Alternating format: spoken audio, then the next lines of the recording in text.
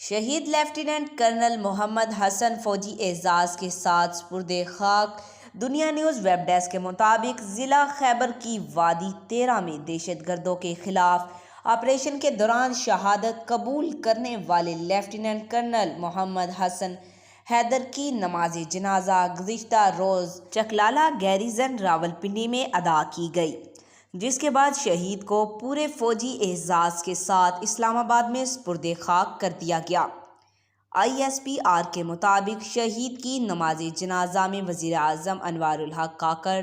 وزیر دفاع، chairman joint chief of staff committee, chief of army staff, اعلیٰ civil و فوجی افسروں، فوجیوں، شہریوں اور شہید کے لواحقین کی بڑی تعداد نے شرکت کی، جبکہ نائک خوشدل خان، نائک رفیق خان اور لاس نائک عبدالقادر کی نماز جنازہ ان کے آبائی شہروں میں ادا کی گئی۔ ISPR کا کہنا ہے کہ پاکستان کی مسلح افواج مادر وطن سے دہشت گردی کی لعنت کو ہر قیمت پر ختم کرنے کے لیے پرعزم ہے۔